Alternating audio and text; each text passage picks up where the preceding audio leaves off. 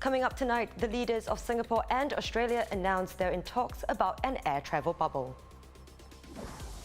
Singapore's moving back to Phase 3 heightened alert on Monday, when we can once again gather in groups of 5. And these wild elephants in China continue to captivate the world, travelling more than 500 kilometres and still on the move.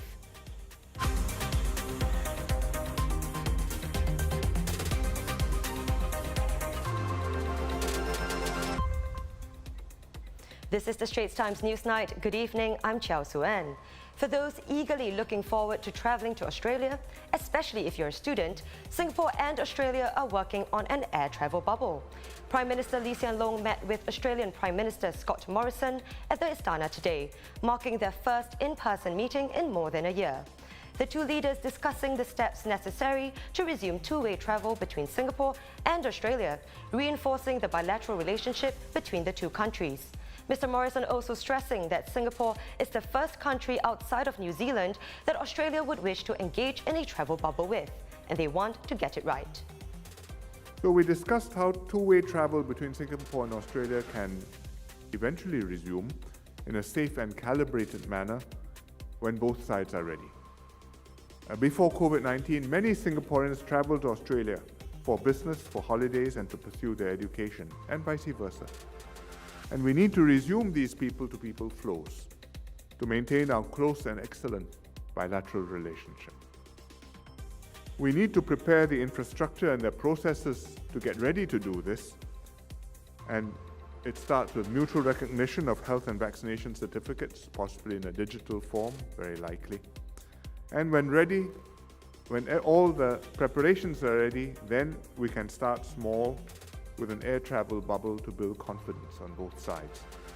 We'll now work together to put the infrastructure in place, to put the systems in place to enable us to open up in a similar way that we've been able to open up to New Zealand from Australia when we're both in a position to do so. There is still some time before we reach that milestone, but there is nothing impeding us, as we've discussed today, from getting on with the job of putting systems in place that will enable such a bubble to emerge between Singapore and Australia as it does now occur between Australia and New Zealand. But in addition to that, as we've discussed, Prime Minister, giving a priority to students from Singapore to be able to return to Australia to complete their studies and to engage in their studies, and for the students from Singapore to be a first opportunity to see increased travel between Australia and Singapore realised. PM Lee also stressed the importance of ensuring that students are able to return to their studies in Australia as soon as possible. I know quite a number of Singaporeans study in Australia, and some of them have come home during this COVID period and are now in Singapore, unable to go back to Australia to resume their studies. And there is urgency for them, I know, and especially for those of them who have got clinical attachments or postings, and to be unable to take them up is very, very disruptive to their studies. So I raised this with the Prime Minister, and Prime Minister Morrison was very generous to say yes, that's on his mind, and he is minded to do that as a first priority. And I said, well, that's one way to test out our systems and get a pilot going so that we can widen the project and later on have a full travel bubble between the two countries. So there's no timetable, but we hope it can be done as soon as possible. Also today, the Multi-Ministry Task Force for COVID-19 announced that the various restrictions imposed under the Phase 2 heightened alert will be easing as we move into Phase 3 heightened alert. But Minister stressed that Singapore must remain vigilant, saying that we must look past numbers and avoid resorting to measures like the circuit breaker in the future. Our opening now is no longer so much tied to what are the daily cases, but now also pivoting towards what capabilities we have built in suppressing every cluster, in testing, in quarantine, in tracing, in vaccination. So I think these are some shifts that you start to see, and then I really hope we have put CB as a tool behind us, that in future with capabilities like these, we don't have to resort to big sledgehammer approaches like circuit breakers. The transition to Phase 3 heightened alert period will be carried out in 2 stages. The first round will come into effect on Monday, June 14th. Should the situation remain under control, a further relaxation of the rules may take place a week later on June 21st. Here is some of what we can look forward to come Monday. The group size limit will increase from 2 to 5 people, while the cap of 2 distinct visitors per household per day will also go up to 5. But people are encouraged to continue to limit the number of social gatherings to no more than 2 a day. The operating capacity limits for live performances, attractions, congregational services, and marriage solemnizations will also be increased. And should the situation continue to remain under control, more easing of measures could kick in from June 21st. These include the reopening of food and beverage establishments, gyms and fitness studios, in-person tuition and enrichment classes, wedding receptions and banquets, as well as live performances that involve singing and wind instruments. We will essentially be moving back to Phase 3 heightened alert. It's not quite the full Phase 3. We call this Phase 3 heightened alert because there are still these restrictions in place. And that's because we are reopening in a cautious and controlled manner and maintaining very strict controls at our borders. We need all of these controls in place until our vaccination rates are higher. As Singapore continues to develop and refine its approach to the pandemic, the ministers also spoke about the lessons learned so far and what we can expect in the near future. The key to sort of containing it is to make sure that even when cases do emerge, we keep the situation under control and we do not allow large clusters from breaking out in the community. And the way we are going about that is by doing more aggressive testing, by doing wider and more comprehensive contact tracing, and continuing our vaccination program to get more people vaccinated. I think we just have to be a lot tighter on the borders now. So you have monitored what we have announced over time, trotted down the figures, trotted down the numbers, impose pre-departure testing across the board, including returning Singaporeans and PRs, an outright ban on certain high-risk places. So I think the posture as we open up this stage of opening back to Phase 3 heightened alert, we also need to make sure we continue to secure our borders. Every time when we open up, we must expect that with the opening up, you are going to see more interaction in the community, and therefore the risk of transmission will definitely go up. And that is why it is important for us to continue to observe whatever rules that remain in place so as to reduce the risk of transmission. As for today's COVID-19 situation, 13 new cases were confirmed today, with 4 in the community.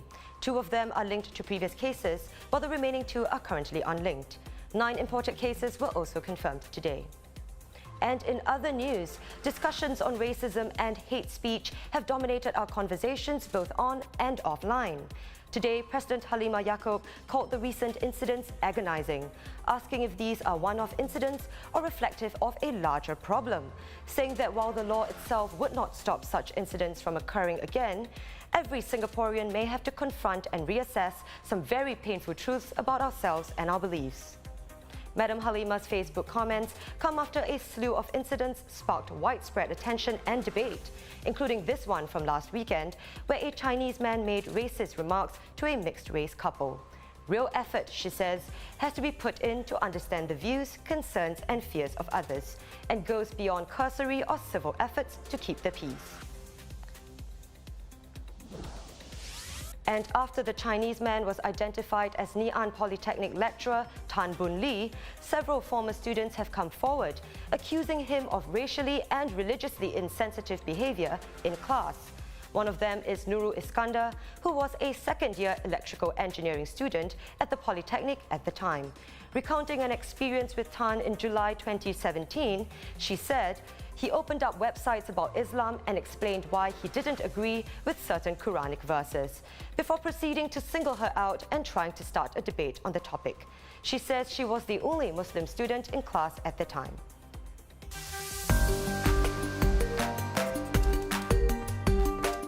Now let's take a look at what's been trending on social media today. Just months after closing its doors for good, Robinsons is back as an online department store. Its new website will go live on June 24th and offer more than 200 brands across a range of products. Remember these scenes from last October?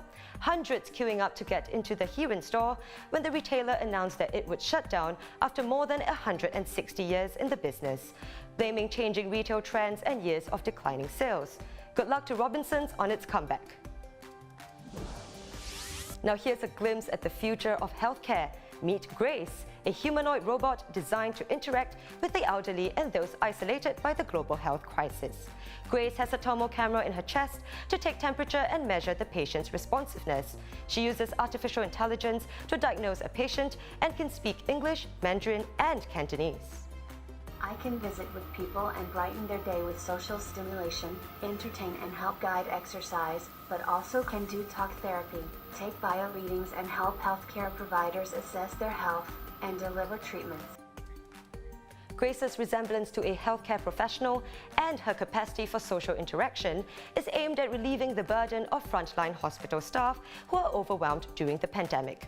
This highly intelligent robot is a product of Awakening Health, who plan to fully deploy Grace next year in locations including Hong Kong, mainland China, Japan, and Korea. Now imagine this, over a dozen elephants, large, lost, and wreaking havoc. Well, you don't need to imagine it, because it's happening right now. For more than a week, China has been gripped by a new internet sensation, a herd of marauding elephants ambling across the country's southwest. They have gotten into stores of grains left over from fermentation, leading to reports of at least one drunken elephant. It's the farthest known movement of elephants in China, and they just keep going. Now, while they are adorable to watch, there's a more serious side to the situation. Asian elephants are considered a protected species in China, and biologists see the situation as a warning of what happens when elephant habitats are degraded, a phenomenon caused by agriculture that continues to worsen. And the only way to prevent a future exodus is to start protecting their habitat and protect our natural resources.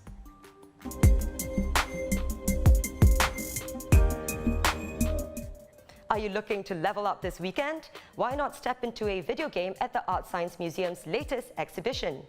The multi-sensory show reimagines video games as a 21st century art form, with 6 large-scale immersive commissions by leading developers like Kojima Productions, Enhance, and Tequila Works. What are you waiting for? Virtual Realms gets underway from Saturday, June 12th. And that wraps up the Straits Times Newsnight. Do visit straitstimes.com to see more news and videos. You can also subscribe to our YouTube channel by hitting the button below. Keep safe, and I'll see you tomorrow.